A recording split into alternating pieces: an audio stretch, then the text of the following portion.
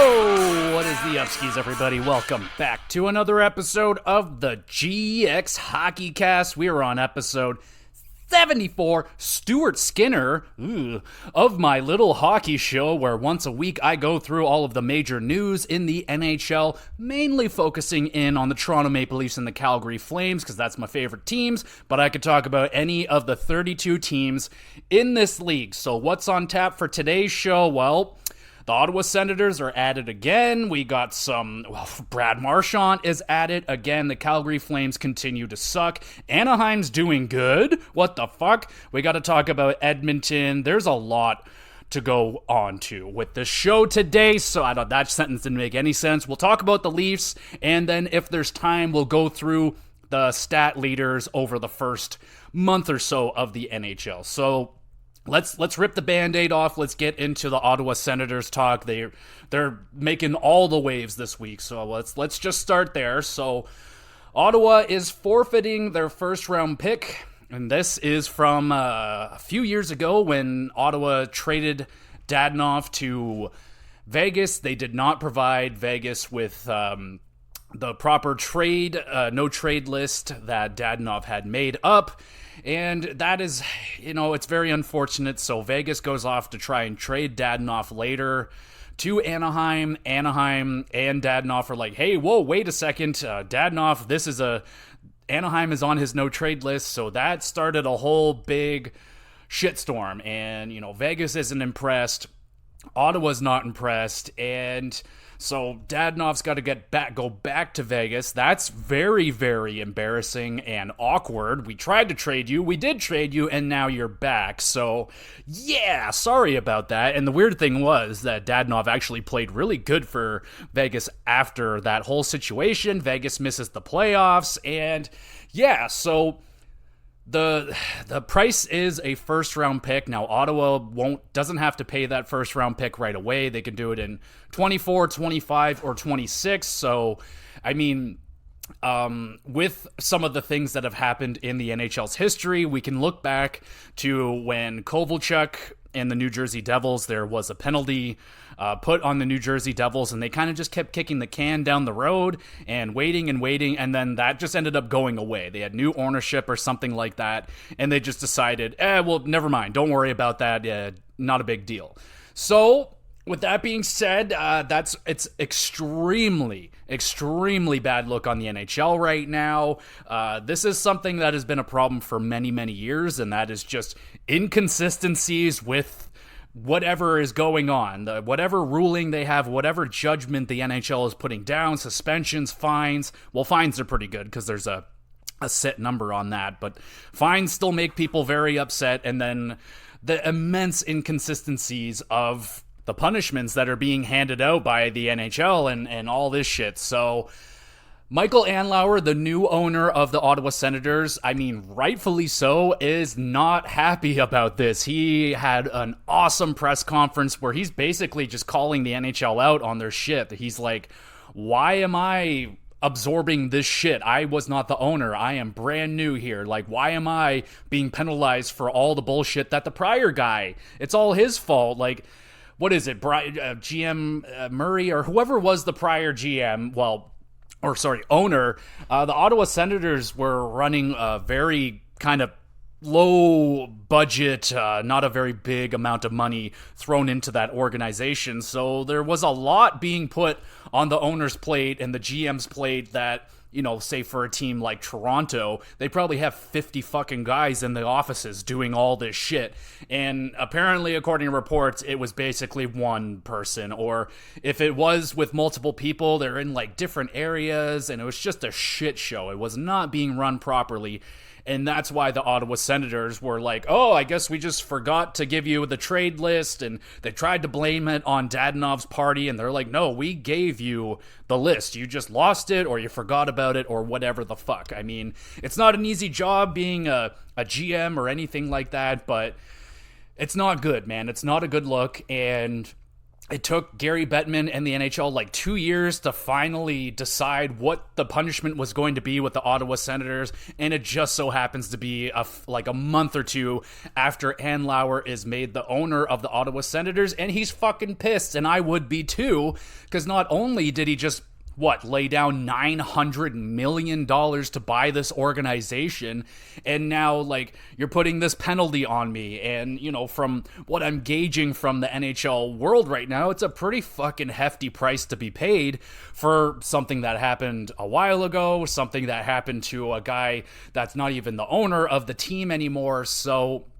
honestly, all said and done, I know everyone's all upset and everything like that right now. I don't think this punishment is going to stand. I think with all the backlash and I imagine other things are going to come up, like the Kovalchuk thing in New Jersey, where they kind of just said, don't worry about it. It's fine. It's cool. So maybe Gary Bettman right now is just putting down the punishment, knowing that Ottawa isn't going to pay the first round pick right away. They're more than likely going to wait as long as possible. That's probably the smart thing to do. And then hoping that it's going to just go away. That's more than likely what is going to happen. I'm not going to guarantee that, but at least from what history has shown, that's probably going to happen. But I don't know. There's something going on with the NHL this year where maybe they are trying to establish a pattern, a routine, or something that we can actually sink our teeth into. It's like, okay, this happened. History shows that this is the punishment, and that is what is going to be laid down. With the NHL, that's just not what it is. It's whatever they're feeling this day. It's a second round pick this time, and then the same thing happens a year later. It's a first round pick now. It's like, it's a very bad look for the NHL. I mean, like, there's a whole bunch with this, right? Like, you know, reports are kind of coming out that Michael Andlauer was not really guaranteed to become the new owner of the Senators, but he's got a history with the NHL. He's got a history with Gary Bettman. And, you know, looking back on that whole Ottawa ownership thing and Snoop Dogg and Ryan Reynolds, all those guys being in the running to possibly buying the team, I don't think that was ever really going to happen. It seemed like Gary Bettman had his guy. He knew, like, it's great, we got all this other interest and stuff. They're sending us over some pretty nice looking numbers, but it looks like Andlauer was the guy that he wanted, and maybe because he can maybe push him around a little bit. I don't know. I'm just kind of spitballing right now, but could you really see this punishment going down onto a guy like Snoop Dogg or Ryan Reynolds, who he can just be like, Snoop Dogg can just go to the Snoopites or whatever his fans are called and be like, yo, fucking Gary Bettman is a punk-ass bitch, and he's trying to do this shit to my team, the Ottawa Senators, your team, the Ottawa Senators, and there would be a revolt. A much bigger revolt than there would be with... Are there Michael Andlauer fans out there? Like, I really, really like the way that he handles his money. I'm a fan of him. I got a poster in my room, and oh, hell yeah, I love everything Michael Andlauer. And I don't think that's really the case. Now, if you're a Michael Andlauer fan out there, I don't know. You should probably do something else with your life. I don't know, but I'm just wondering, like, I don't think this would have went down the same way, or possibly even at all, if Ryan Reynolds, Snoop Dogg, one of the bigger names, ended up owning the Ottawa Senators. I think right now, like, it really, really does look like favoritism. We bring up the New Jersey thing. There was something that went down. Oh, how could I forget? In Chicago, the whole Kyle Beach situation. And they basically got a slap in the wrist for that, Chicago. I think they had to pay like a second round pick or something like that. And this Ottawa Senators situation, like, kind of fucking up some paperwork, substantially way lower down the totem pole of what happened in Chicago. A person's career was ruined and basically shoved underneath the carpet because, we're in the Stanley Cup. We have to win. So let's not worry about this. Let's actually never worry about this ever.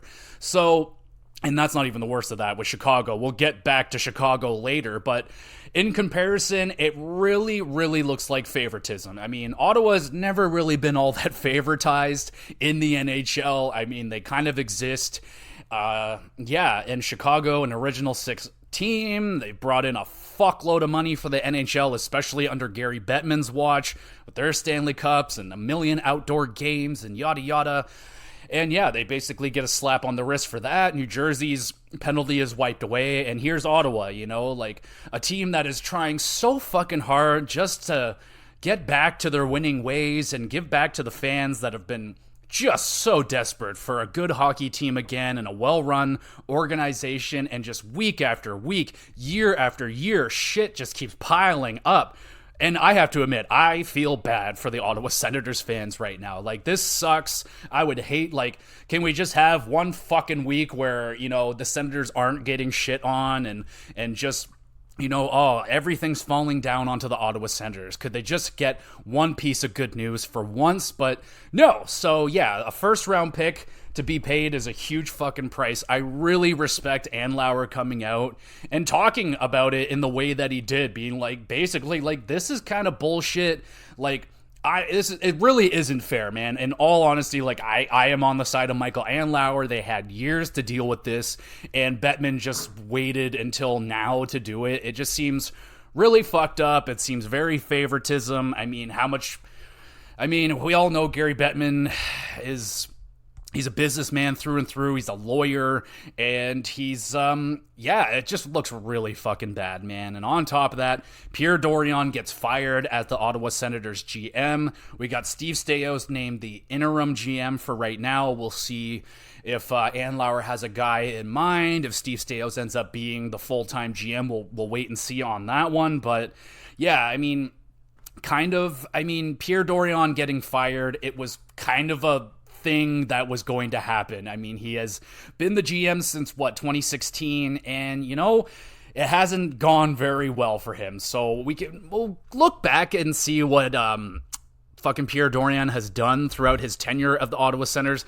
There's some good stuff, but there's a majority of bad stuff. So we'll take a look at some of the things that Pierre Dorion has done, and we will start at the beginning with one of his worst trades that he ever made. So in July of 2016, he trades Mika Zibanejad and a 2018 second-round pick, which turned into Berggren, and they get Derek Brassard back. So yeah, in hindsight, even when that trade went down, now, some people will justify that trade at the time because Derek Stepan was a more veteran center at the time. Mika Zibanejad definitely had the upside. He was a younger player at the time. He had a lot of potential. I believe he was a first-round pick, and he was doing pretty well. He was definitely trending upwards, but Ottawa getting impatient. They want a more veteran guy, someone a little bit more reliable. Make that trade, and yes, we look at that today. Mika Zibanejad, one of the better goal scorers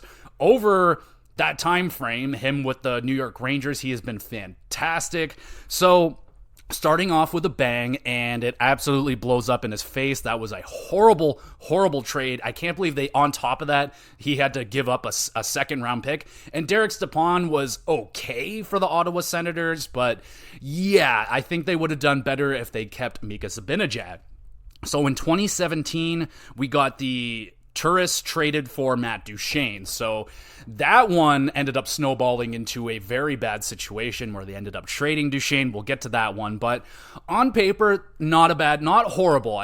Kyle Turris played his best hockey in Ottawa. I was a fan of Kyle Turris in Ottawa. I thought he was really good. He would always score these awesome, bar down, just top shelf goals. He was good in Ottawa. I thought he was a good Senator, and he just kind of never found it again with Nashville, and I don't even know where the fuck he is now. He might still be in Nashville, but not a bad trade. The trade that Duchene and Ottawa didn't work out the way that I think they were expecting, but it wasn't an awful trade. Duchene was okay, but what happened in Ottawa and Duchene, the whole fucking Uber driver situation, I believe Duchene was in that Uber ride where they talk shit about the coach and the GM and stuff. Awful. So, not a bad trade, but it's one of the ones he did that was pretty big. In June of 2018, he traded a 2018 first, which ended up becoming Keandre Miller, for a 2018 first, which became Jacob Bernard Docker, and a 2018 second, and I don't know who that ended up becoming. So, a strange trade. I don't remember the context of that trade, why you were swapping first-round picks, but not to say that Ottawa would have picked Keandre Miller with that pick, but if Ottawa had Keandre Miller on that blue line, I mean, fuck, dude, that would have been a really good thing for the Ottawa Senators going forward. But again, that's all speculation. Would they have picked him with that pick? And, what would the team look like now? Would they have a Chychrun on the blue line if they already had a Keandre Miller back there? Who knows? It's fun to speculate.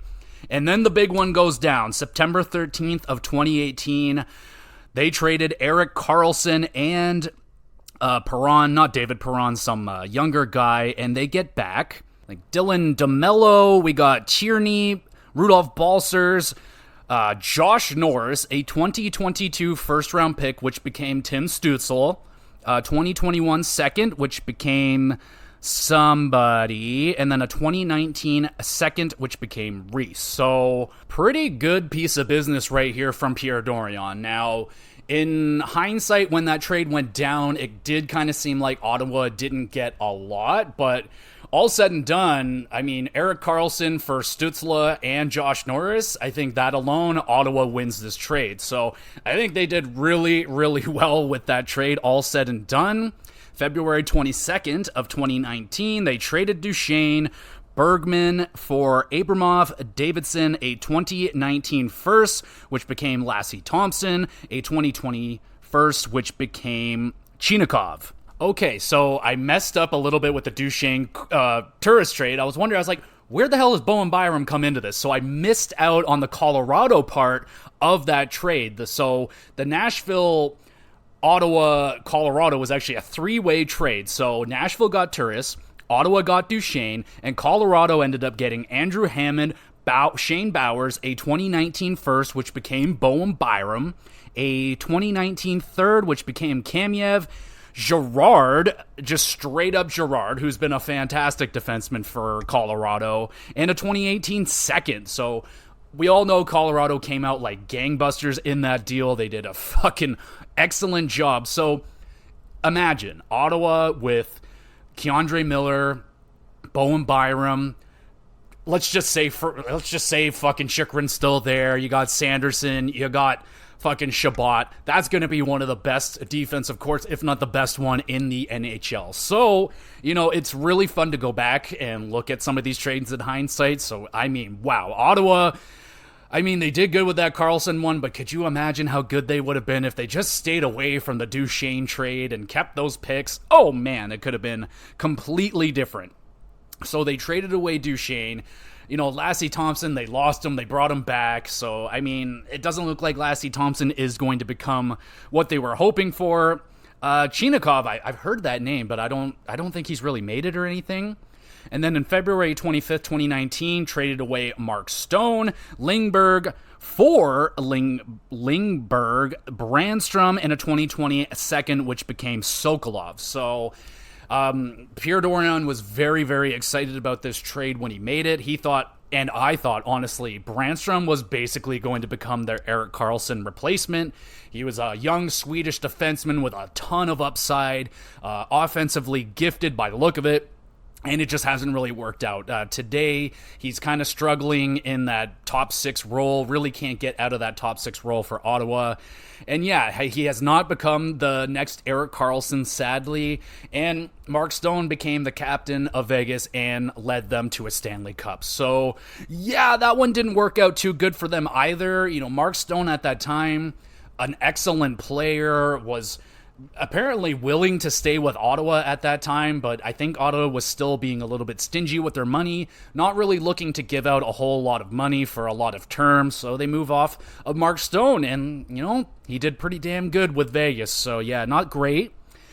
February 24, 2020, traded away Pajot for a 2020 first, which became Ridley Gregg, so that's pretty good, and a 2020 second, which became Hervinen, and a 2022 third. So that trade actually worked out pretty decently. Pajot was a solid center for Ottawa, and he's been a pretty decent center for New York, but I don't think New York necessarily got everything that they wanted out of Pajot. And Ridley Gregg, now he is hurt right now, but he's been very, very good for Ottawa this season, kind of holding into that second, third line spot that Ottawa's looking to fill in right now, and he's fit in really good. Sadly, he is injured. He's going to be out for a couple weeks, so that's really unfortunate. But one of the better trades that they made, December 27th of 2020, we're trading away. Who is that? You got... so this one basically helps Tampa Bay win the Stanley Cup.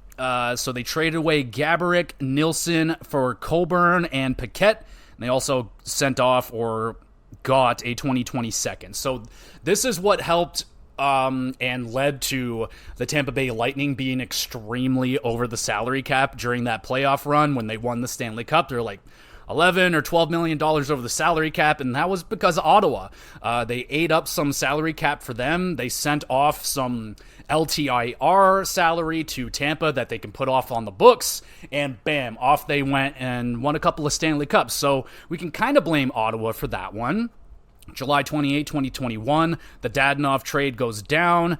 Dadonov for Holden and a 2022 third. We got, they traded for Travis Hamnick in 2022. That was a little bit surprising and very strange for the time. This one, March 20th, 2022, traded Nick Paul for Joseph in a 2024 fourth. So, honestly, I didn't understand why they traded Paul away. Joseph is a solid, player for them.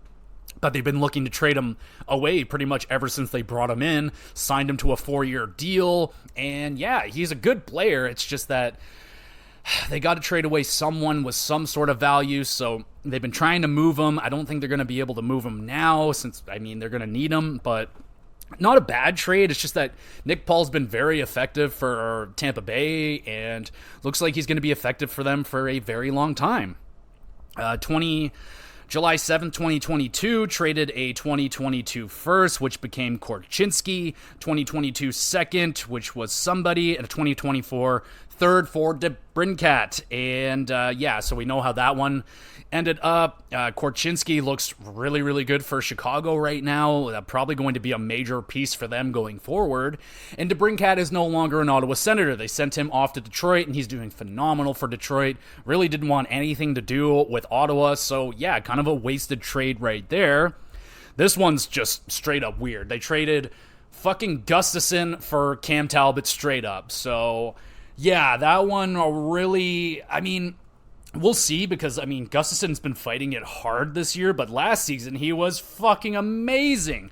And that trade looked horrible for Ottawa. Cam Talbot, again, he's no longer an Ottawa Senator. He's off with LA right now, doing pretty damn well. So another wasted trade right here. Gustafsson, a young goaltender. I know at the time, Gustafsson was coming off of a pretty rough year with the Sens, and they had Forsberg, who looked like maybe he was going to be the better of the younger goaltenders, so they traded off Gustafsson, and he had that season that he did last year. He had I think it was under 2 goals a game. He was excellent.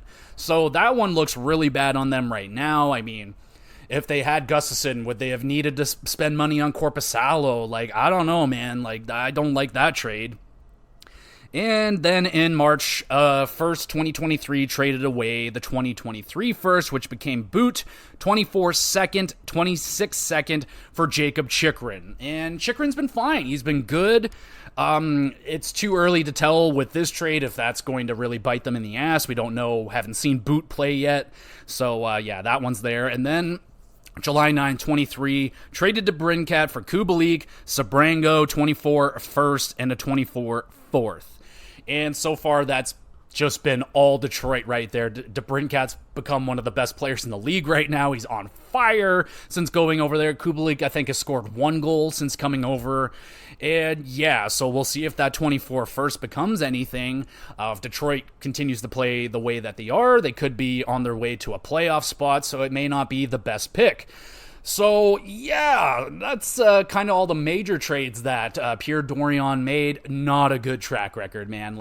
Thankfully, he nailed the Karlsson deal. That was a slam dunk, which, at the time when he made that trade, it looked like there was going to be no way that he could win that one, but he did. So, there's that, but there's just way too many losses there throughout his tenure that, it was written in stone basically that Pierre Dorion wasn't going to be around for very much longer, but now What about DJ Smith, the coach of the Ottawa Senators? So Brady Tkachuk has had a hell of a week. He came out, defended his coach, said, yo, we're playing hard for this guy. He's a good dude. He talks shit to the crowd, like, you guys are booing us. Like, after Pierre Dorion got fired, they played that night. The crowd booed him off the ice, and, Captain Tkachuk ain't fucking having that shit. So he called the fans out.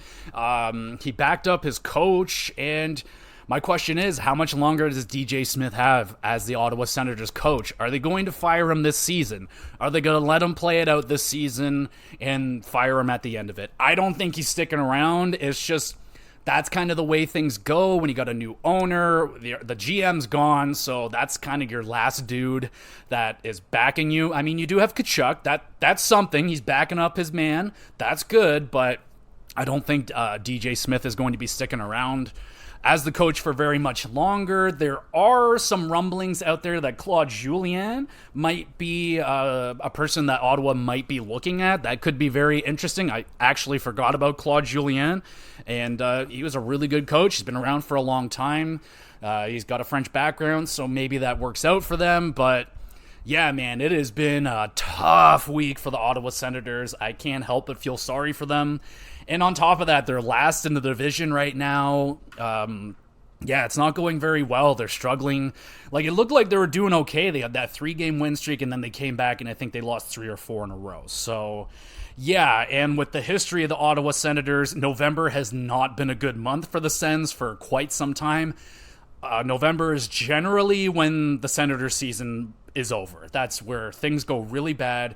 And the way that the team is trending right now with all this bullshit that's going on in the organization, it's going to be a lot of noise around the team. It's definitely going to be a distraction. I can't see it not being a distraction right now. So, I mean, early signs show that the Senators will not be making the playoffs. We're getting close to American Thanksgiving. They're at the bottom of the division. They're going to have to pass 4 other teams. Statistics show that is damn near impossible for them to do. So, yeah, it doesn't look good for the Ottawa Senators right now. If they come back, win 10 games in a row, then we can rediscuss this. But the way that the team is trending doesn't look good, man. And, I mean, we'll take a quick look at the team right now, because I don't think they're that bad on it. Like, it's not that they're a bad team. I think the team is good. It's just all this bullshit around them. So, I mean, Jonas Korpisalo has not been, I mean, I kind of saw this coming. He's kind of underwhelming. 902 save percentage, a 3.43 goals against. He's played in 8 games, only won the 2 of them. So, yeah, in the last game he got pulled. Blew a little bit of a gasket, smashed his stick and stuff. Don't blame him. It's a really fucking tough time to be an Ottawa Senator right now. And points-wise, I mean, guys are putting up points. Claude Giroux leading the team with 11 points. Tim Stützle, 11 points. Tkachuk, 11 points in 10 games for all of them. Not bad. Could be a little bit better. Like, I would like Stützle to have more than 2 goals right now. That would be good. Tarasenko has been a pretty damn good fit. 3 goals, 7 assists in 10 games. 10 points. Not bad. Chychrun doing good. 9 points in 10 games.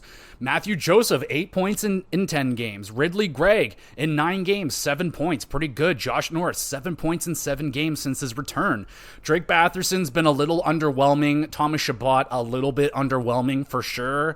Dominic Kubalik's got to be the most underwhelming on the team. Still only 2 goals in 10 games. That's just not good enough. Brandstrom's got no points in 7 games. So, yeah, I mean, some things are going okay, but yeah, not all the way there. And then you got Anton Forsberg. Can't let you slide away with that 863 save percentage. I see you, bro. Not good enough. So, yeah, Ottawa's just not rolling right now. It's really unfortunate. And it doesn't look like it's going to be getting much better for the Senators this season. Very, very sad to say. But we'll see. I think it's too late now to say that it's still early, but the door is closing fast on the Ottawa Senators. So we'll see what happens with them. Been a rough week, so sorry out there, Ottawa Senators fans. Been rough. So let's move on. Speaking of rough, Boston, McAvoy is suspended 4 games for a head hit. I mean, fair. It's the same price that Rasmus Anderson paid in Calgary, so I'm fine with that. It seems like Boston Bruins fans are not complaining about it either. And then there's Brad Marchand. So he's not getting suspended for injuring Timothy Liljegren in the Toronto game. And now that the the waves have settled down a little bit. We've had some time to investigate and look at the play. I saw it. I was pissed. I lost my mind. I'm very upset. Fucking lose my mind about Brad Marchand, biggest rat in the game. But when we break down the play, slow it down, Liljegren engaged first. Marchand, they got their sticks tied up, and yes, it looks terrible. It looked like a can opener. It looked like Brad Marchand did it on purpose. From what it looks like on the play, it was just an unfortunate situation, sadly. So most people agree that Marchand shouldn't have gotten suspended, and he didn't, but he should have at least gotten a penalty on that play, which he did not. So we'll get into the Toronto talk now, since we're on that topic. So the big hoopla around that Boston-Toronto game, Boston beats the Leafs in a shootout. Okay, so after Marchand does that, nobody on the Leafs stood up in Liljegren's defense. We got Ryan Reeves on the bench doing some chirping. We got 10 other guys just staring comatose, don't even know what the fuck is going on.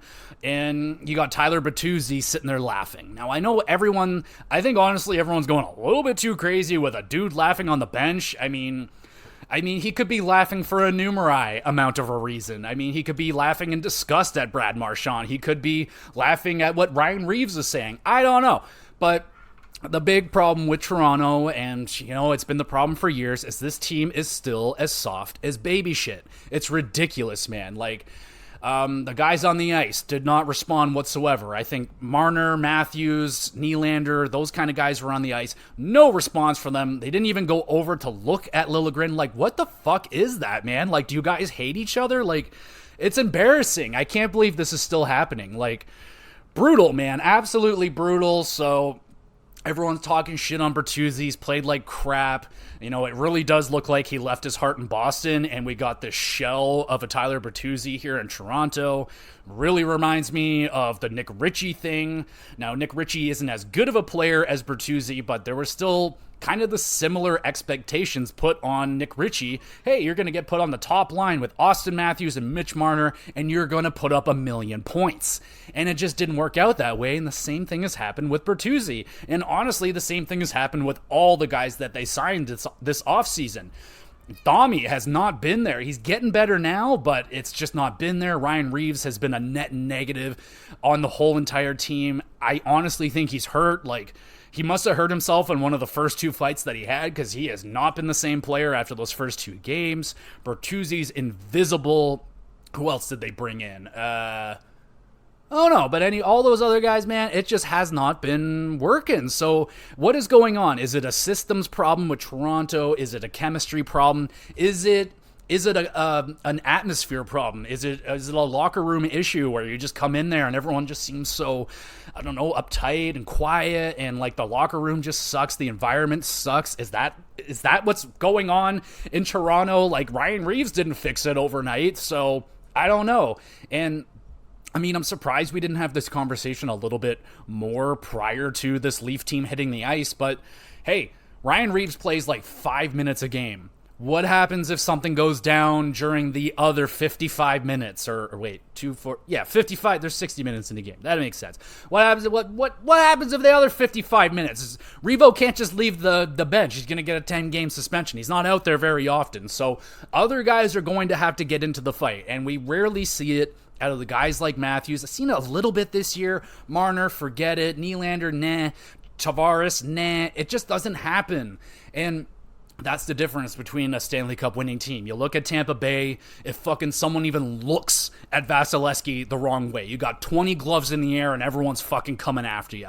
Kucherov's coming after you. Stamkos in your face. Braden Point in your face. And it's just not like that in Toronto. There's like, none of these guys want to get in there. All they want to do is, dangle and fucking rip bar down goals and then go clubbing at night. Like, I don't get it, man. Like, the culture of this Toronto Maple Leafs team is bullshit. I grew up on a pretty tough Toronto Maple Leafs team. Like, the the early 2000s Leafs with Ty Domi and Sundin and Tucker. Like, people weren't fucking with that team. And even that one year in, like, 2008 or 9 or 10 or some shit, when we had, like, Colton Orr, Fraser McLaren, and, like, all these tough guys on the team, it was so much fun. And we were bad, but at least we weren't getting pushed around every night. And that's just been a thing with the Leafs for years and years and years. I talked about it last year. Like, it's so frustrating having any guy walk into Toronto. Oh, this guy hasn't scored in 30 games. You better fucking believe that guy is scoring tonight in Toronto. Oh, this guy's on a slump. Well, you better believe he's getting out of that slump tonight in Toronto. Oh, this guy's here playing in Toronto tonight. He's got 50 friends and family in the arena tonight. And it's like, no, it's like, yeah, of course I'm going to spend thousands of dollars to bring 50 people out to the game, because you know we're going to come in here and we're going to run Toronto's fucking show, because it's so easy to do it. And it's just, I don't know what you can do. I think it's a downright culture thing, because they brought in tough guys. They literally brought in the toughest guy in the league, Ryan Reeves, and we're still one of the softest teams in the NHL. It is so easy to push the Leafs around and get in their kitchen. And what do the Leafs do when someone's pushing them around a little bit too hard? They crumble. They give up. They're like, I'm not into it. Nah, fuck it. I don't want to do that tonight. Nah. So what the hell, man? I don't know what you can do. Is Shelton Keefe gonna get fired? Like, what coach do we have to bring in Tortorella? And I don't know what the fuck they're going to do, but we got to bring some sort of fire into this team, because this is not good. This is not good, man. Like, this team does not look like they care for each other. It just isn't there, man. This looks like a team of individuals, kind of like Calgary right now. Like, Calgary just looks like every man for himself right now. And Toronto's not quite that bad, but there's definitely, it looks like there's got to be factions or something going on back there. There's got to be like Team Matthews and Marner's group and Tavares' group, and then, like, I don't know what's going on. I would love to be a fly on the wall in Toronto, or Amazon Prime do season 2 of that All In thing. I love that. I thought that was spectacular. But there's definitely a problem here in Toronto. I know they had that huge, crazy... Well, let's go through some of the games that they had this week. So we talked about Boston, fucking embarrassing effort in that game. And Samsonov actually played really good in that game. And of course, they don't win for him. They didn't play good in front of him. The Buffalo game was just fucking abysmal, man. How can you have Auston Matthews scoring a hat trick and you lose? Why is that a trend? Auston Matthews scores 4 goals in his first game. Do you remember what happened in that game? Yeah, they lost. How is that possible? If any other team's best player scored a hat trick, you better believe they're winning that game. But with the Leafs, not happening. So we got no depth scoring for the Leafs. Revo's been terrible, man. Like, the only justification for this play is he has to be hurt. Bertuzzi and Domi are both lost out there. Bertuzzi has, like, no role on this team. He can't figure it out. Domi looks like he might be figuring out something. So he's been better lately. So we'll keep an eye on him. Sheldon Keefe was pissed about he's not impressed with the depth scoring. I mean, Matthew Nyes got bumped up to the first line, and now he's starting to roll. What took you so long? I mean, I thought that was I mean, I understand maybe they were trying to get Bertuzzi going, like, okay, just keep trying, buddy. It's just not happening. So they gave it to Nyes, and I don't think Nyes is giving up that first line left wing spot for the rest of the year. He looks great. So Keefe is pissed about the lack of depth scoring. He called out Nyes. Nyes answered the call. Called out Domi, called out a lot of the guys from the bottom 6. And, of course, the lack of response for Liljegren. It's like, what the fuck, man? Like, I think this is the only team that I see this with, where someone gets hurt, and he's just over there alone, being hurt. Like, oh, God, someone help me. And there's just no one around. Like, no one gives a fuck about him. It's just really awful to see, man. Like, what the hell? So, and then the Toronto-Tampa Bay game. So, of course... probably the best first period the Leafs ever played. I'm kidding. That was an embarrassment of a first period, man. I mean, Sammy gets chased. Sammy has a meltdown. The crowd cheers for Sammy getting pulled.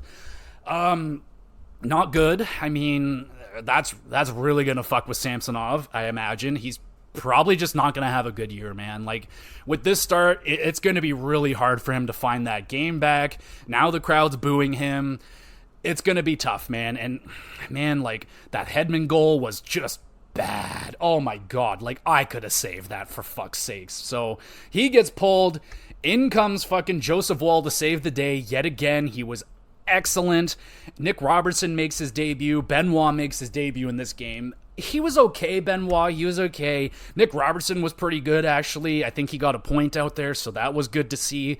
Please stay healthy and please stick to this team. I think he could be the third line answer, so hopefully he can stay around. And yeah, man, just the comeback begins. You got Austin Matthews with another big game, 2 goals for him. Marner's had like back-to-back 4-point performances, getting some goals going now. I mean, what game was that? I think, was it the Tampa Bay game where he scored right off the hop? Anyway, that goal was nice. He's starting to look a little bit more like Mitch Marner, and then, like, I don't know, Tampa ties it up really late, and that just makes me, it's like, of course, like, you can never bank on the Leafs to be able to hold on to a lead for more than 10 minutes, and that's been a huge fucking issue this year, man. Like, I heard that apparently the Leafs have only led for 13 minutes or something prior to this Tampa Bay game. Like, they play 13 minutes of leading hockey. The rest of it, it's been tied or they're behind. Like, what is that?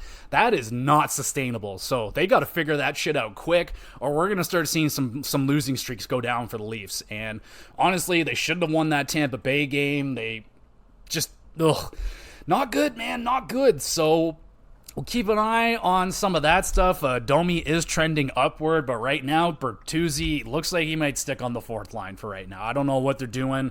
I can't believe Ryan Reeves has not been scratched yet or something. Like, I don't know what's going on with that. So, yeah, man, the Leafs have problems, all the same problems that they've had for years. They still can't figure it out. So, what is it? I don't know. And Brad Treliving does not look happy up there, man. Like, he's kind of playing poker face right now, but that is the face of a man that is not happy.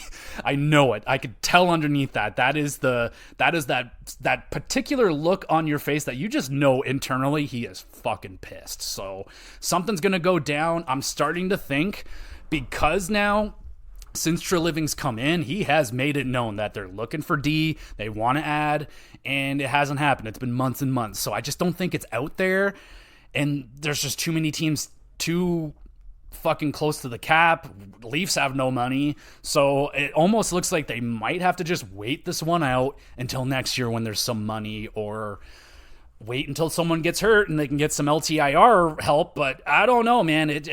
I don't know. It's not good. The defense looks bad. TJ Brody does not look like TJ Brody this year. Klingberg's been bad. Yeah, Morgan Riley's been playing pretty good, but it's not enough, man. It's not enough. So we'll move off of that Leaf talk right now.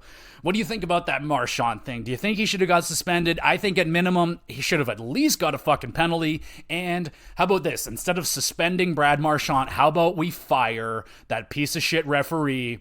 What is even his name? Fighting, whatever, Brad, whatever that guy, he sucks. You gotta fire that fart. He's a stupid idiot. All right, speaking of stupid idiot, where can we go with that one? I don't think anyone's really a stupid idiot. Oh, Chicago, they're a stupid idiot. You want to know why? Because a second lawsuit has been filed from the Black Aces. So that is related to the Kyle Beach thing. So there's other players that also have had situations around that time with that team, and now that lawsuit has been filed. I don't think it's going to be as big of a situation as the Kyle Beach. I don't think we're going to have as much information or any names or anything, but we'll find out. So that has been filed, so Chicago is not out of that forest just yet. I think they still got a long ways to go, and it's not going to be forgotten anytime soon. So that is something we'll be keeping our eye on. Speaking of that, New Jersey is going to be keeping their eye on Jack Hughes, who is injured and will be injured for a few weeks, which is not good. Jack Hughes, the top scorer in the league right now besides Elias Pettersson, and the leading scorer of the New Jersey Devils. And that is going to be a void that is going to be tough to fill. And I think Hischier is also still injured. So yeah, it's going to be tough, but they are very deep up front. So if there is a team that could get through it, I think New Jersey might be able to get through that. But yeah, down Jack Hughes, that's not ideal. And speaking of not ideal, we got Washington. Backstrom is stepping away from the team. That is, and it has been reported that it doesn't look like he will be coming back. So it doesn't mean that he's done just yet. That's just, a pretty good hypothesis at this time. I would be thinking there is still a lot of time in the season, but that sucks to hear, man. Like, it does look like Backstrom isn't going to be able to get it back after that surgery, which is really unfortunate. I mean, kind of saw it coming with just the nature of that injury, his age, and yeah, so he's stepping away. He's going to be, rehabilitating that injury, trying to figure out maybe if it is worth it to keep battling through it or not. And then on top of that, Ovechkin only has 2 goals, y'all. I think he still only has 2 goals, and he's currently on pace for about 16 goals. And yeah, man, that's not cool, man. That's really weird to see this going on right now with Ovechkin. He's been arguably one of the most consistent players for the last 15, 20 years or whatever. And he is 38 years old now, so maybe this is just that drastic drop-off in production. This could be it. And, the Capitals haven't been off to a great start. They've been playing better lately, but, and with Backstrom out, I mean, even like Backstrom, we all know that he wasn't going to be Backstrom anymore, but still, he's gone, so the center depth is even worse now. So, yeah, and Ovi hasn't looked like Ovi this year. I've been watching some of the highlights, and he's missing a lot. And honestly, I don't know if it's like, let me just compare these two players right now. So, John Tavares, older players, not as old as Ovechkin, but John Tavares works very, very hard, and he's very aware of his shortcomings and what he is going to need to do to overcome that once age catches up to him. So he's been working on things that is going to help him with that transition. And look at him. It's paying off, all this work that he's been putting in. He's over a point a game right now, and a lot of people think that his production would have fallen off, and it may not still for a few more years because of all this extra work that he's been putting in to his game to make sure that, it's not going to be such a drastic fall off. And I'm not saying that Ovechkin doesn't put in the work, but when you watch his game, he has not adapted his game whatsoever in years and years. He sits in his spot, and he sits there and he waits for the puck to come and he blasts it. And I think if this keeps up, he's going to have to change that. He might have to move in closer. He might have to start battling in front of the net. He may have to give up his spot. That just may not be working for him anymore at his age. So, I mean, people are starting to say oh shit, that's it. The Gretzky record is safe. Ovi's not going to be able to do it. So I'm not there yet. I mean, it's still pretty early, and Ovechkin is still Ovechkin. He could easily just rattle off 8 goals in 8 games, and everything's going to be okay.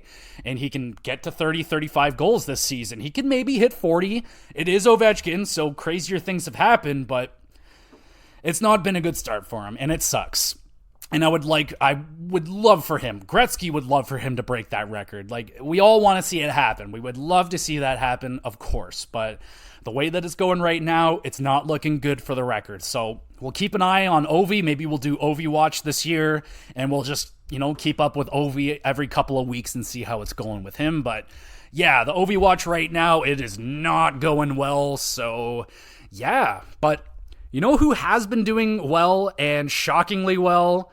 The Anaheim Ducks. What the fuck is going on with the Anaheim Ducks? Why are they winning so much? I'm nervous. Edmonton is in the bottom of the league and the Ducks are winning. So this is a surprise, obviously, as you can tell from my voice, but what is going on here? So, I mean, I'm looking at their goaltending. The goaltending isn't good. You got 4 different... Wait, hold on a second. That was from last year. That makes sense. 2020... Hey, what the heck? How come I can't do this year? Okay, pardon about that. We got it all figured out now. So, with the Anaheim Ducks, how many games have they played? 11? And they just keep fucking winning, man. I don't get this. What is going on? And they keep winning from behind, which is not something you want to continue to do, but they're on a 5-game winning streak right now. They beat Columbus. They beat Boston, which is crazy. They kicked the shit out of the Flyers. They beat the Pittsburgh Penguins, which, I mean, isn't that hard to do. They beat Arizona, and they beat fucking... Whoa! When did they beat Vegas? I did not. 1, 2, 3, 4, 5. They're on a 6-game winning streak. What the fuck is going on in Anaheim? This is crazy. They beat Vegas. I missed that. That's amazing. All right, let's take a look at this frickin' roster. What is going on? Well, they're getting some goaltending, that's for sure.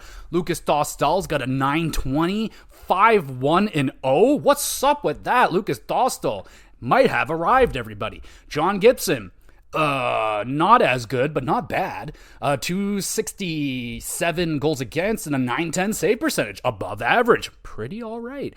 And my boy, baby, yes, I was so happy to see this. He got the 3rd star of the week from the NHL, and that is Mason McTavish. Oh my God, I love this player, and it looks like he is ahead of schedule. He has got 13 points in 11 games this season, man. It looks like McTavish has arrived. 6 goals, 7 assists. He's got 12 pins, got some power play points. He is shooting at a 20%, which is probably going to come down, but fuck yeah, dude. Mason McTavish. Now, I was talking to my buddy Cal this week, and I was discussing who I think is going to be the next captain of the Ducks, and I think it's Mason McTavish, man. And he was like, really? Not Zegras, not I forget who the other guy was, but I was like, nah, man, I think it's going to be, if it isn't going to be McTavish, then it'll probably be Leo Carlsson. But dude, McTavish just has it, man. He's got a drive in him. He reminds me a lot of Getzlaf. Like he's gritty. He'll hit you. He's aggressive. I love this player, man. I've been all over this guy. I was rooting for him. I think I had him in my Calder race last year, was hoping, and maybe it was a little bit early, but he is off to a fucking awesome start. If he can keep that up, the Ducks might fuck around and make the playoffs, because Edmonton's blowing it, Calgary sucks, Seattle sucks, like, wow. So the Ducks might have an opportunity right here. Frank Vetrano has 9 goals in 11 games. Ryan Strome has 11 points in 10 games. Troy Terry, 10 points. And then this young defenseman, Pavel Minchikov. Wow. 8 points in 11 games, and this kid has been playing fantastic for the Ducks. I mean, Jesus. And that's not even like... They have a lot of other young guys. You have another defenseman, Zellweger, who's not on the team yet. Like, this is a fantastic sign for the Ducks, and fuck yeah, man. Like, this is excellent. We got, how's Leo Carlsson doing? He's got 4 points in 7 games. 3 of those are goals, so not bad either. He's playing an average of 18 minutes already, and I am seeing comparisons to Matt Sundin already for Leo Carlsson, and that's huge, man. Like, if Sundin would have put up a lot more ridiculous numbers in his career if he didn't play through the dead puck era, like, there would have been a lot more 100-plus point seasons for Sundin. Like, if you put 1999 Matt Sundin into the league today, he's probably putting up 120 points. So we could maybe be seeing that in Leo Carlsson's future, the next Matt Sundin. Like, he looks really good. He's big, he's strong, and he's only getting bigger and stronger. So that's been going really good for them. I mean, Radkel Gudas has been a really good addition for them. Like, he's added in a lot of stink to the team. He's added in a lot of leadership. It's going really good right now for the Ducks. It may honestly be going too good, but the Ducks are playing with house money right now. So I don't know. Like, what? This is fucking shocking. This is insane, but good for the Ducks, man. I mean, this is really, really nice for them. Last year was so bad, and the crazy thing about the Ducks right now is Zegras isn't going at all. So if Zegras gets going, better watch the fuck out, man. Like, Zegras has 2 points in 11 games. So yeah, he is definitely suffering majorly from missing out on that training camp. It's really showing right now, but maybe in a few more games, he starts to get going, and then off he goes to the races. So, fuck, man. The Ducks, They could be a problem in a couple of years. They may be becoming contenders right before our eyes. Not this year, but maybe in a few years. This is great for the Ducks. Speaking of great, that's all bad stuff now, isn't it? That's bad. That's bad. That's bad. Oh, here we go. Here's a good one. Ryan O'Reilly, everybody, has hit 1,000 games. Congratulations, Ryan O'Reilly. Now, I wish he stuck around with the Leafs, but I understand it. It's a shitty market to play in, and he's doing pretty damn good in Nashville. He scored a hat trick this week.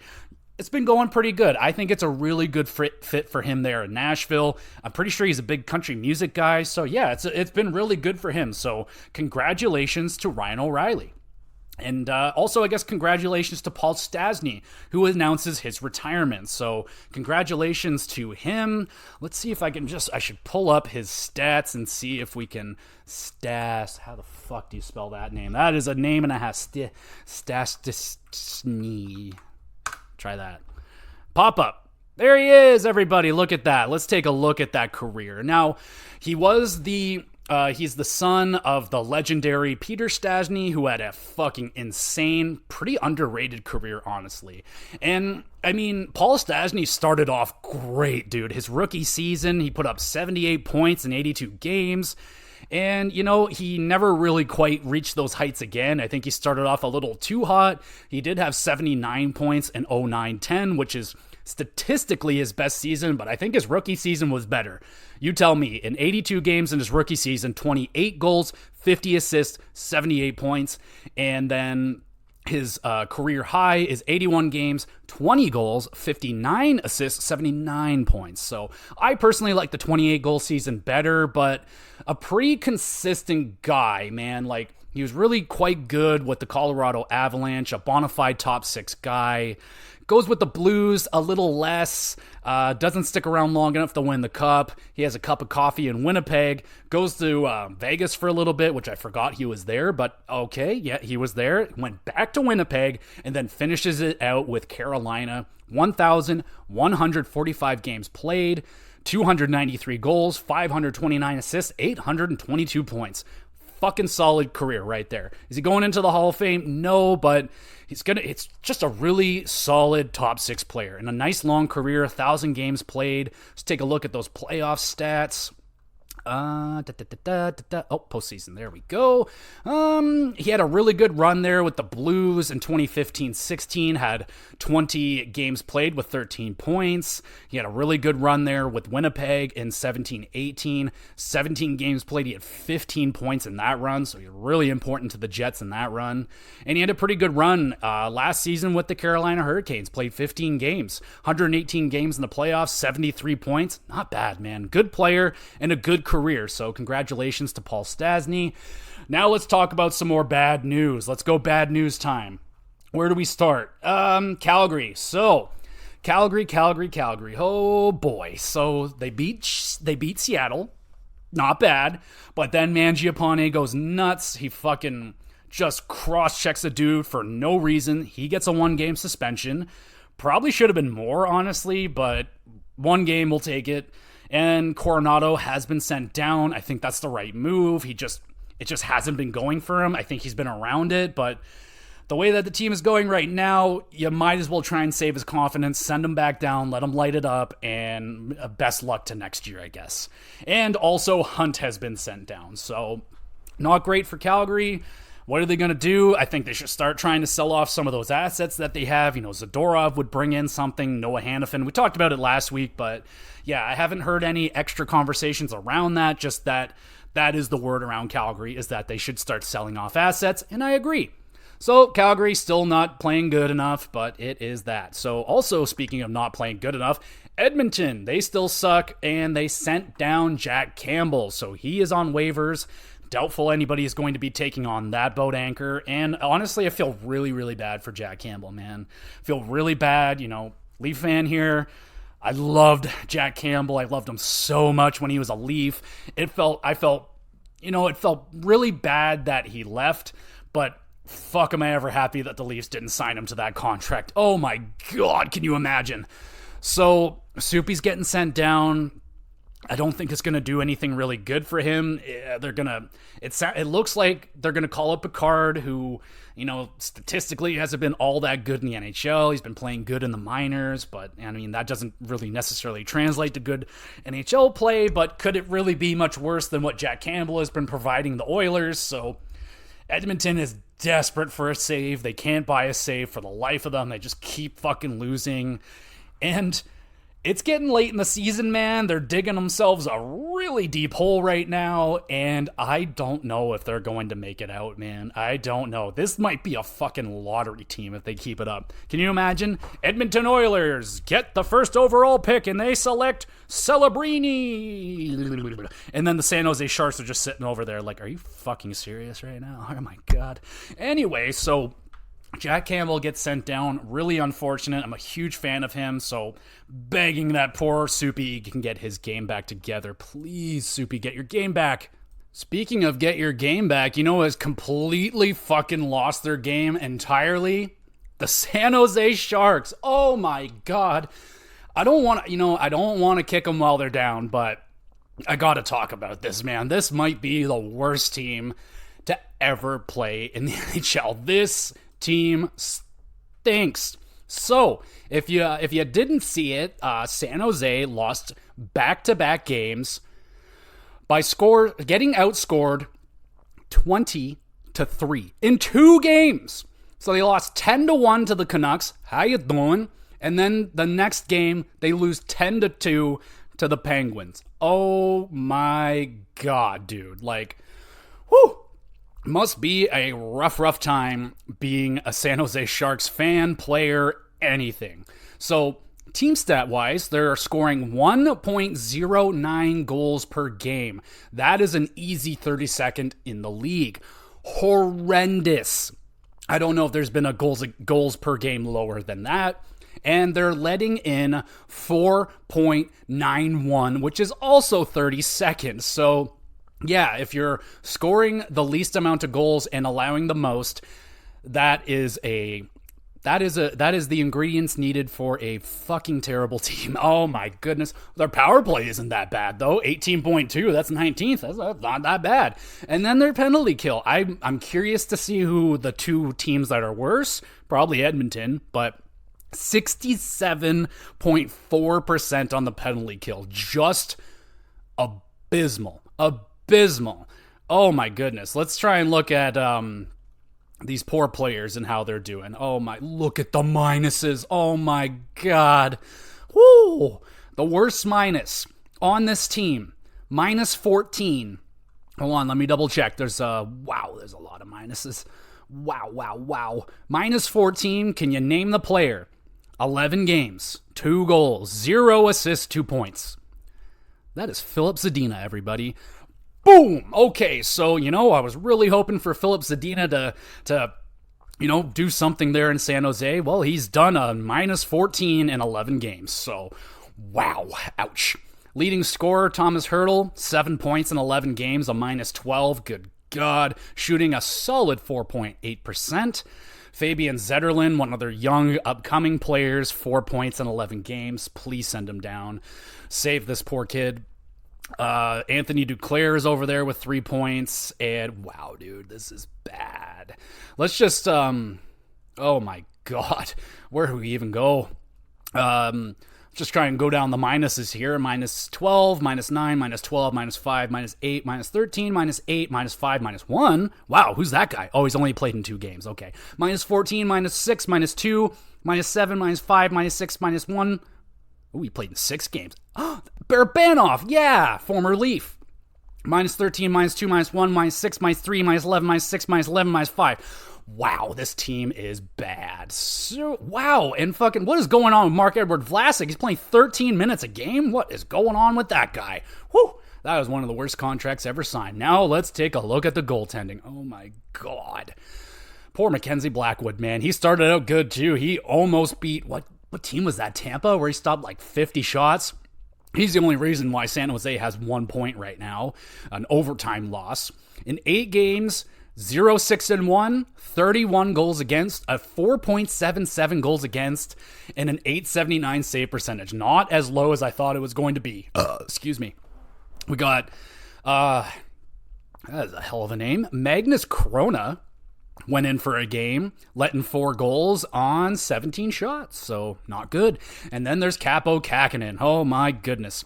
5 games, 0-4-0, 17 goals against, a 4.30 goals against, and an 876 save percentage. So, yep.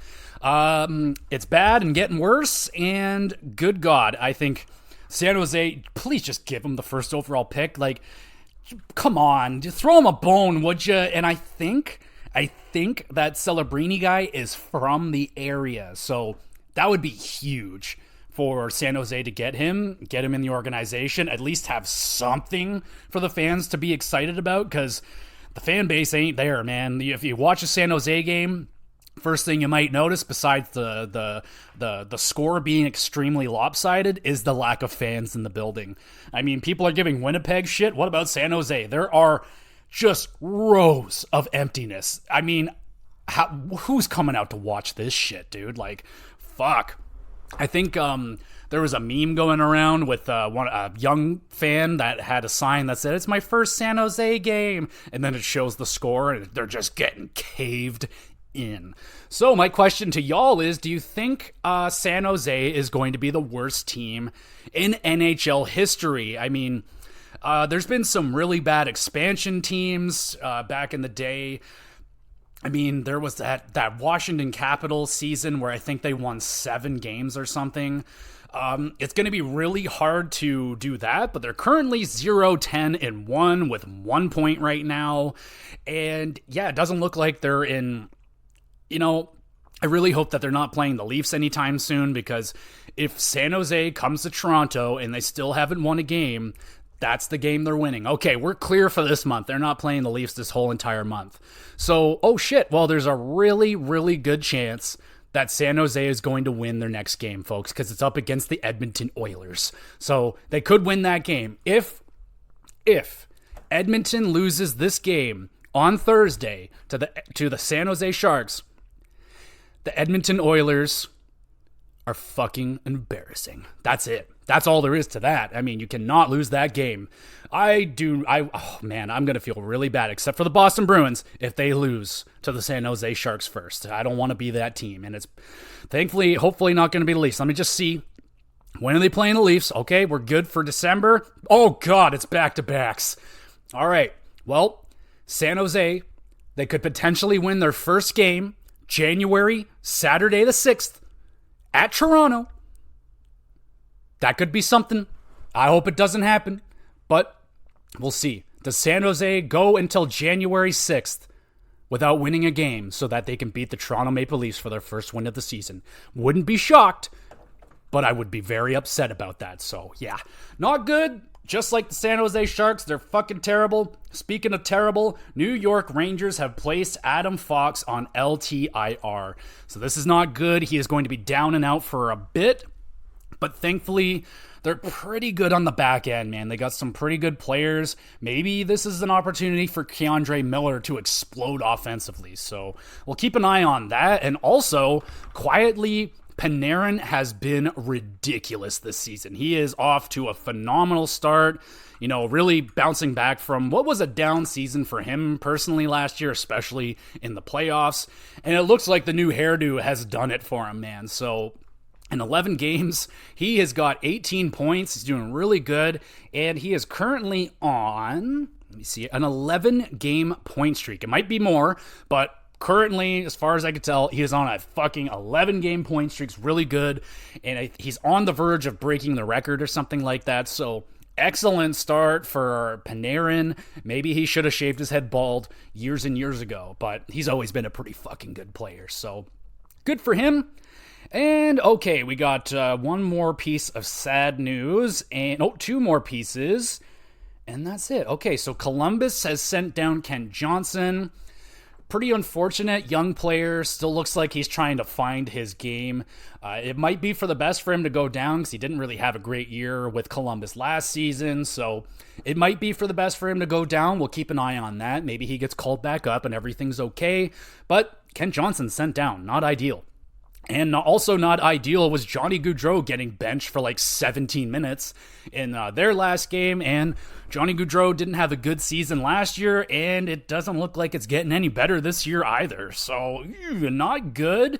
I mean, the good thing about Columbus this season is at least the defense and the goaltending has improved, but they still can't score very much. So it may just be a time thing. They may have to wait a little bit for some more of the prospects to come up and get going, wait for Patrick Laine to get back into the lineup. But yeah, Columbus not off to the start, or, they're not. It doesn't look like they're going to be in a playoff spot. They may battle for one for a little bit, but maybe not for much longer. And we got to finish it off with some Carolina news. So sadly, Freddie Andersen is going to be out indefinitely. He is dealing with a blood clotting issue. Very scary business and something to be taken very seriously. So they're not fucking around. He's going to go get that checked out. And to kind of relieve the situation, even though they have Antti Ranta and what's that other Chekhov or something like that, young goaltender. They also have signed Halak to a PTO, so going to be an opportunity for Halak to maybe sign with a team, get some games underneath him, maybe he impresses some other teams and he gets a contract somewhere, because there are teams looking for goaltending. Edmonton! But yeah, we'll see what goes on with Halak. I am hoping for the best for Freddie Andersen. I always got my respect for my former Leaf goalies. Love Soupy, love Freddie Andersen, so hopefully he's going to be okay and come back as soon as possible, within reason and healthy and good, because poor Freddie the GOAT, he has been dealing with injuries for years and years and years. Antti Ranta too, so hopefully he can stay okay, and Carolina's getting back on track now after a pretty rough road trip. It seems like they're doing better now. Okay, so since we are done with October now, we're heading into November. Let's take a look at the NHL stats and stuff and see who's leading the league in points and team stats. So points right now, we got Elias Pettersson leading the league with 21 points. Very, very good. You got a three-way tie at second with Kucherov, Hughes, and Hughes at 20 points. That's Quinn and Jack Hughes. Fuck me, Quinn Hughes is on fire. Holy shit, he's got 20 points. Good for him. Austin Matthews is there with 18, tied with JT Miller, Jesper Bratt, and Panarin with 18 points. Doing really good there. Pasternak and Marner have 17 points each, so we got a couple Leafs on there, looking good. Got a couple of fucking Vancouver Canucks. All right, not bad. New Jersey Devils up there. All right. Now the goal race, Austin Matthews leading it. He literally has more goals than games played right now, which is banana. 13 goals. Brock Besser at 10.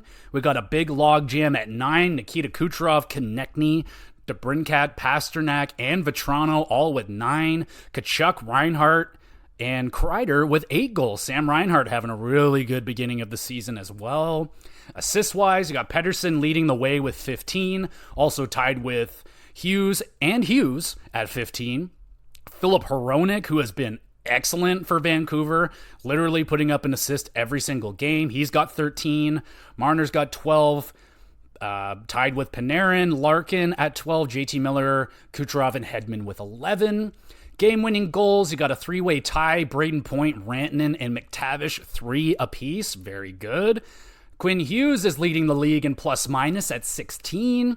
Penalty minutes are led by Arbor Xhekaj, 38. Very good. Goaltenders, wins. We got Thatcher Demko leading the league with 7 wins. Big ol' logjam at 6. You got Aiden Hill, Shesterkin, Vanacek, Talbot, Gorgiev, Swayman, all with 6. Logan Thompson, Hellebuck, and Johansson with 5. We got shutouts are getting crazy this year. Thatcher Demko, Johansson, Yari, and Varlamov, each with 2 apiece. Hill, Gustafson, Saros, Hofer, Hart, and Quick each have 1. Jonathan fucking Quick, turning back time, is leading the league in goals against average. Now, he doesn't have that many games played, but a 1.42. I didn't see that one coming. Jeremy Swayman's right there, the 1.49, 152 by rhyme time. Thatcher Demko, 161. Aiden Hill, 181. Fuck. Jake Ottinger, 2.11. Pretty damn good. Jeremy Swayman leading the league in save percentage, a 952. And he has been dynamite, dude. I drafted him in one of my fantasy leagues. He is money in the bank. He is so good. Thatcher Demko, Quick, Reimer, all up there with very high save percentages in the 940s. You got Hill, Ottinger, and Joseph Woll in the 30s. Pretty fucking good right there. Special teams, power play points. Jesper Bratt leads with 13. Shorthanded points, Logan O'Connor with 3. Yeah, pretty fucking good stuff right there. That's your leaders in player stats. Now, team stats, goals per game. Vancouver Canucks currently leading the league, scoring 4.5 goals per game. Right behind them is LA with 4.3. New Jersey, 3.9. Shots per game, the Penguins are leading, but they are not leading on the standings, so they're at 35.9 shots per game. Goal differential, the Canucks of all teams are leading it by 30, plus 30 right now. They're excellent shape. Vegas behind them by quite a bit at 21, so Canucks are leading it by a lot right now, doing really, really good. Plus minus, plus 25 for the Canucks. The closest next place is Pittsburgh with 6. So, yeah, Vancouver is destroying right now. Penalty minutes are led by Arizona Coyotes. Goals allowed per game, the Boston Bruins lead it with a 1.92. Very, very stingy, strong defensive game by the Bruins this season. Vancouver's at a 2. Rangers at a 2.9. 2.09. Vegas 2.15. Really, really good. Save percentage, you got a 939 from the Bruins. I mean, yeah, you're gonna have a lot of success if your goaltending is a 939. 3 shutouts by the Islanders. Power play is 42.9% by the Devils. They are on fire. 42. I don't think it's going to stay up that high. Tampa Bay, second place with 33.3. So New Jersey clicking at about 10% more than their second place. Vancouver doing really good. Rangers, Red Wings, pretty good. Leafs at a 26. Should be better. Penalty kill, the Bruins, unsurprisingly, but at a 94%. That's fucking excellent. Dallas at a 92, Colorado at a 92, Flames, Calgary, whoa, they're doing one thing good, and that's the penalty kill at an 89.5. That is top 4 in the league. So what the fuck is that about? That's weird, eh? Huh. Maybe they may not be getting a lot of penalties, a lot of power plays or penalties against them or something. I don't know. Power play goals, New Jersey has 18, shorthanded goals, Flyers have 4, and that is your current stat leaders right now. And that will be it for me this week, everybody. Thank you so much for listening. You guys are awesome. You want to help out the little guy over here? Why don't you hit that like button or hit the review button, the 5-star one? That'd be much preferred, yeah. And if you want to watch these podcasts, you may do so at the YouTube channel GamerGX Videos. Link is in the description. You can check that out. Great spot if you want to leave a question or anything like that for the podcast. You can send in a question, leave a comment on the YouTube channel. Anything related to hockey, video games, or wrestling, that would be good. You can send in a question about the podcast or something. Or if you want to have a private conversation, that is okay too. I have an email address down there in the link in the description, so you can send in an email if you'd like to, and all that great stuff. So in terms of the GamerCast this week, I'm a little bit on the fence of which one I'm going to do. It's rather going to be Donkey Kong Country 2, or I'm going to do the hardest bosses. I'm leaning more towards Donkey Kong because it's really fresh in my brain, so I want to talk about that. And what do we got? Wrestling. Yeah, wrestling. I don't think there's anything crazy with wrestling this week. So yeah, it's going to be your standard wrestling recap show. And yes, thank you everybody so much for listening. We'll be back again soon with more GX Plus Cast.